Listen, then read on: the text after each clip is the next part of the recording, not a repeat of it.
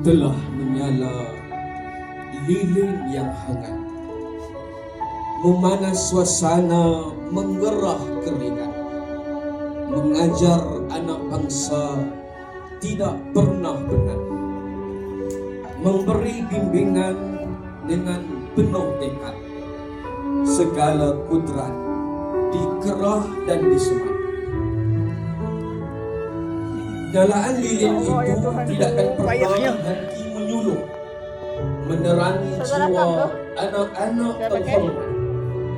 Dalam diam dirimu berkhidmat demi membentuk generasi yang hebat. Bukan uang yang kau pinta, bukan pujian yang kau damba, cukuplah sekadar ingatan dan doa. Walau gelap kau bakal tiada, berangkat pulang kembali pada yang esa.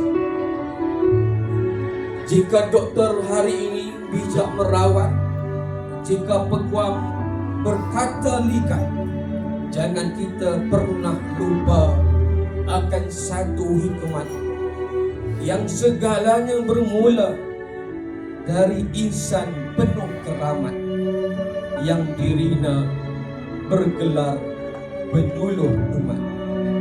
Terima kasih guru, terima kasih cikgu. Sekian. Assalamualaikum warahmatullahi wabarakatuh.